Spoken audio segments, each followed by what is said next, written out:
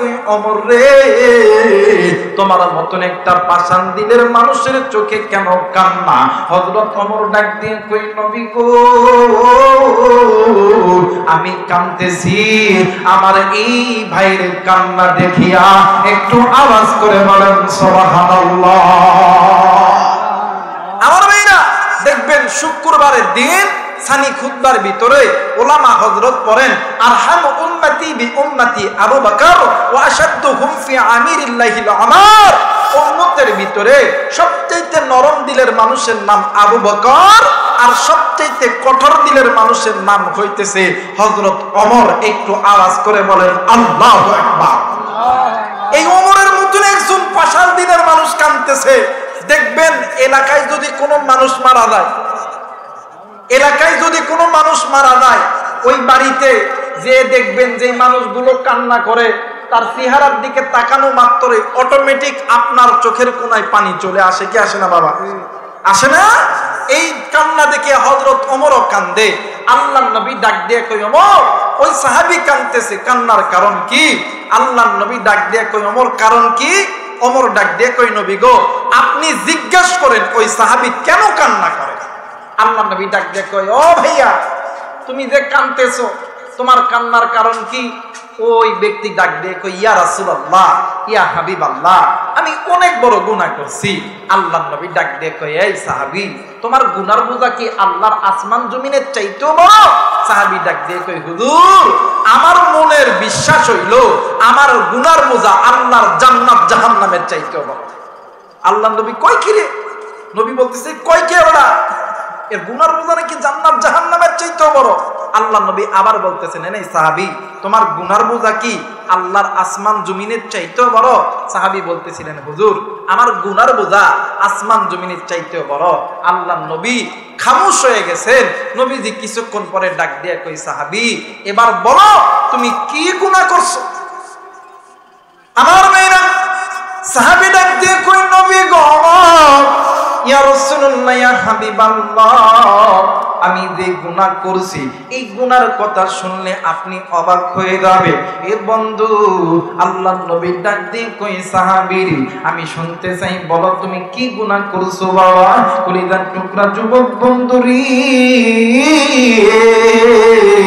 কলিজার টুকরা মা, কলিজার টুকরা বোন, কলিজার টুকরা বাবাজি, মোবাইল থাকলে রেকর্ড করে নিয়ে যান গো বাবা। আমি এই জায়গা থেকে যাওয়ার পর এই বয়ান তুমি তোমার মানুষের কানে লাগায়া তুমি শুনবা। হেদায়েতের মালিক হইল আমার আল্লাহ। সাহাবী ডাক দিয়ে কই নবী গো, ইয়া রাসূলুল্লাহ, ইয়া হাবিবাল্লাহ, আমার দৈনন্দিনের আমার রুজি রোজগারের আপদ হইল এই এলাকার ভিতরে যদি কোনো মানুষ মারা যায়, রাত্রি যখন গভীর হয় গো নবীজি, আমি ওই কবরটি খনন করি, ওই কবরের ভিতর থাইকা ওই মৃত ব্যক্তির কাফনের কাপড়টি আমি চুরি করি, বাড়িতে আনার পর ওইটা পরিষ্কার করে বাজারের ভিতর বিক্রি করি, ওইটা দিয়ে তরি তরকারি কিনে আমি খাই, আমার স্ত্রী সন্তান আমার মা বাবা ভাই বোনকে খাওয়াই। আল্লাহর নবী ডাক দিয়ে কই ওমর রে, মানুষ কি এত খারাপ হইতে পারে রে ওমর? সাহাবী ডাক দিয়ে কই হুজুর, ইয়া রাসূলুল্লাহ, ইয়া হাবিবাল্লাহ, আমি তো এতটুকু গুনাহ করি নাই, আমি এর চাইতে বড় গুনাহ করছি। আল্লাহর নবী ডাক দিয়ে কই সাহাবী, এইবার তুমি বলো না তুমি কি গুনাহ করছো? ওই সাহাবী ডাক দিয়ে কই নবী গো, আজ থেকে কয়েক মাস আগে নবীজি এলাকার ভিতরে একজন যুবতী নারী মারা গেছে, এত সুন্দর চেহারা, রাত্রি বেলা যখন ওই যুবতীর কবর যখন খনন করছি, হুজুর কবর খনন করার পর ওই যুবতীর কাপড়ের কাপড়টি নিয়ে আমি যখন আবার কবর থেকে যখন উঠে আসবো, নবীজি ইয়া রাসূলুল্লাহ, ইয়া হাবিবাল্লাহ, ওই কবরের ভিতর থেকে মহিলার কণ্ঠে আওয়াজ দিয়ে কি যেন ডাক দিয়ে কই আল্লাহর বান্দারে, একটাবার তুই এই দিকে তাকা, তুই কি একটাবার দেখলি না এত সুন্দর চেহারার রমণী তুই জীবনে কোনোদিন পাবি না। হুজুর ইয়া রাসূলুল্লাহ, ইয়া হাবিবাল্লাহ, আমি ওই যুবতীর দিকে নজর কইরা দেখি, এত সুন্দর চেহারা, হরিণের মতন ডাগর ডাগর চোখ, কালা শাড়ি উটের মতন ডাক রাসূল, ওগো নবীজি, আমি ওই মেয়েটার সঙ্গে আমি আমার কামচৈতাত্র পালন করছি। কামচৈতাত্র পালন করার পর আমি যখন কবর থেকে উঠে আসতেছি, ওই কবরের ভিতর থেকে কে যেন কান্না করে ডাক দিয়ে কই, আল্লাহর বান্দা রে, তুই এটা কি করলি? হাসরের ময়দানে আল্লাহর আদালতে আমাকে কেন তুই নাপাক অবস্থায় ওঠার ব্যবস্থা করলি? আর আল্লাহর বান্দা, তুই এটা কি করলি? হাসরের ময়দানে আল্লাহর আদালতে কেন তুই আমারে উলঙ্গ করে ওঠার ব্যবস্থা তুই কেন করলি? ওই সাহাবী ডাক দিয়ে কই, নবীজি, আমার মনে হয় আমি এত বড় গুনাহ করেছি, আমার আল্লাহ আমারে কোনোদিন মাফ করবে না। আল্লাহর নবী ডাক দিয়ে কই, সাহাবী রে, তুমি গুনাহ করেছো, তুমি তোমার গুনার ভুল বুঝতে পেরেছো। এরে সাহাবী, তুমি একটা বার আল্লাহরে ডাক দিয়া বলো না, আল্লাহ, জিন্দেগিতে যত গুনাহ করেছি আর কোনোদিন করব না। তুমি একটা বার মালিকের কাছে তওবা করো। আমার আল্লাহ এত দয়ার আল্লাহ, এত মায়ার আল্লাহ। আল্লাহর কাছে যদি কোনো বান্দা বান্দি চায়, আল্লাহর কাছে যদি কোনো বান্দা বান্দি তার জিন্দেগির জমিনের ভুল বুঝতে পারিয়া বান্দার কাছে যদি মাপ চাই, তিনি হইতেছে রহমান, তিনি রহিম, তিনি খালিক, তিনি মালিক, তিনি হুয়াল হাইয়ুল কাইয়ুম। একটা বার যদি কোনো বান্দা, যদি কোনো বান্দি গুনাহ করার পরে নিজের জীবনের ভুল বুঝতে পারে, একটা বার যদি বলতে পারো, আল্লাহ, গুনাহ করছি আর করতাম না, এ বন্ধু, আমার আল্লাহর কাছে চাইতে দেরি হয়, আমার আল্লাহ মাফ করতে দেরি করে না। একটু আওয়াজ করে বলেন সুবহানাল্লাহ। আমার ভাইরা, আমার দয়ার আল্লাহ, এত দয়ার আল্লাহ, এত মায়া, তিনি রহমান, তিনি রহিম। তিনার রহমান এমন রহিম, তিনার কাছে যদি কোনো বান্দা চায়, আমার আল্লাহ খালি হাতে ফেরত দেয়।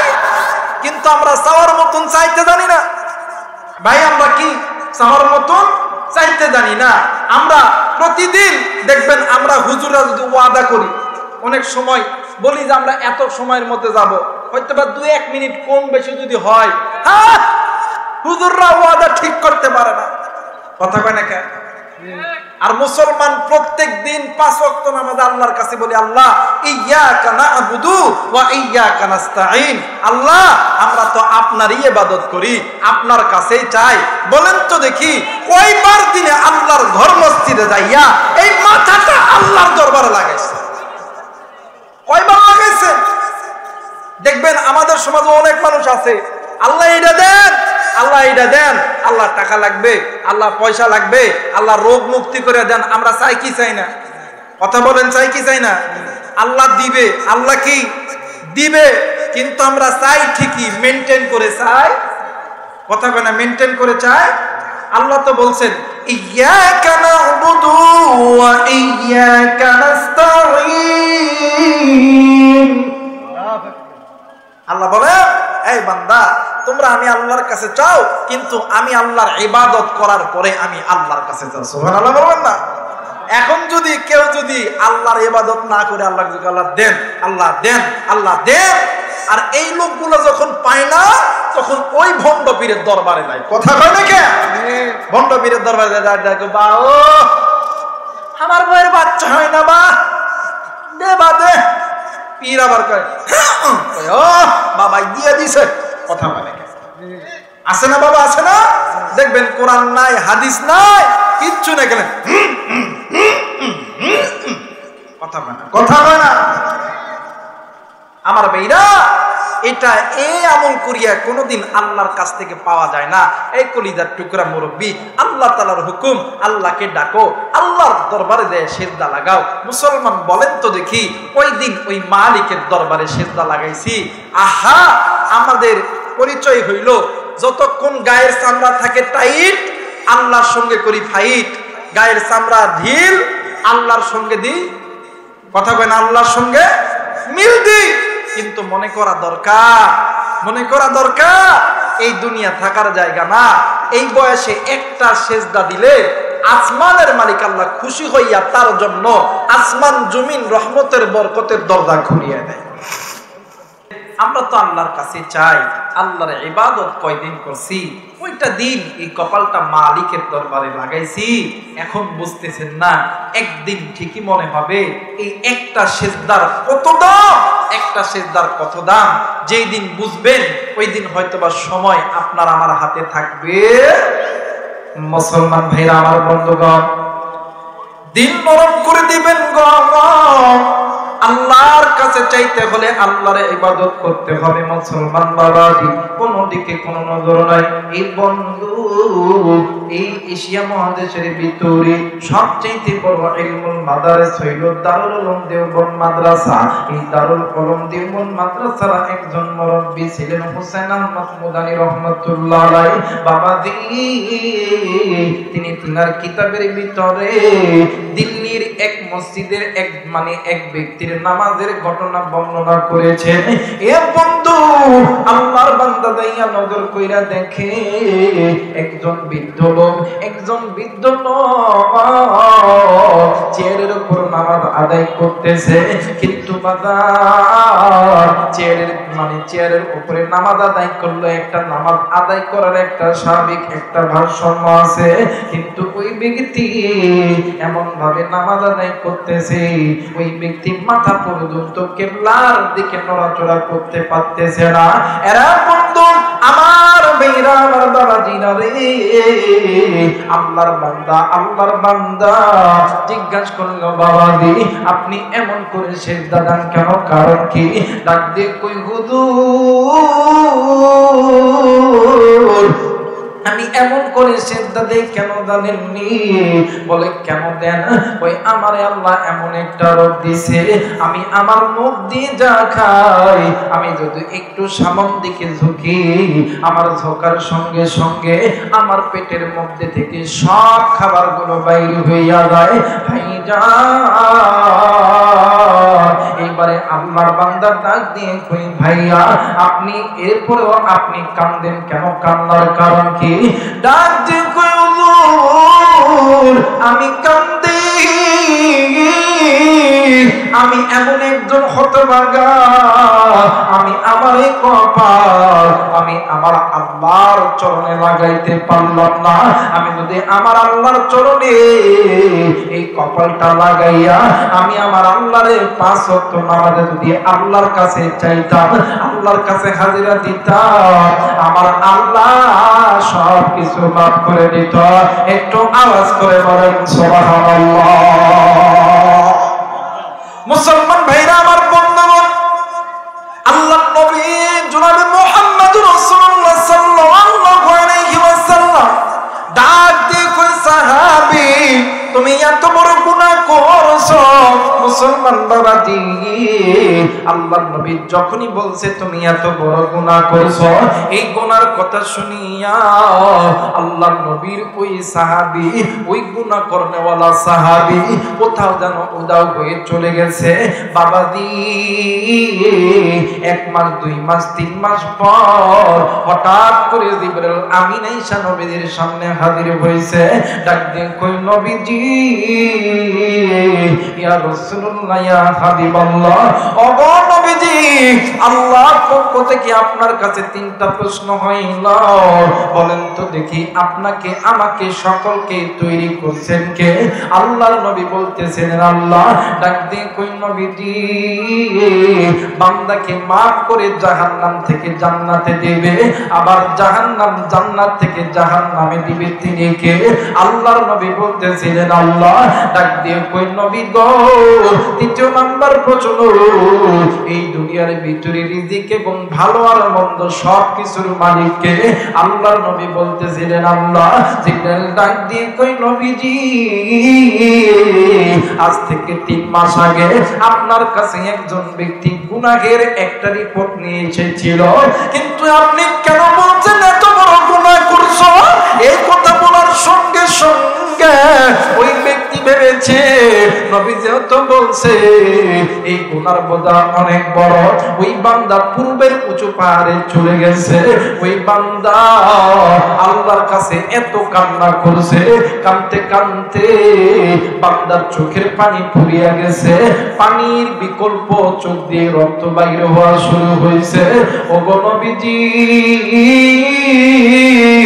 আল্লাহ পাকের হুকুম হইল, আমার আল্লাহ ওই বান্দারে মাফ করে দিয়েছে, আপনি জলদি করে যান ওই বান্দাকে ওই উঁচু পাহাড় থেকে নামাইয়া আপনার কাছে তওবা করিয়া কালেমা পড়ার পরে পরিপূর্ণ মুসলমান বানায়া দেন।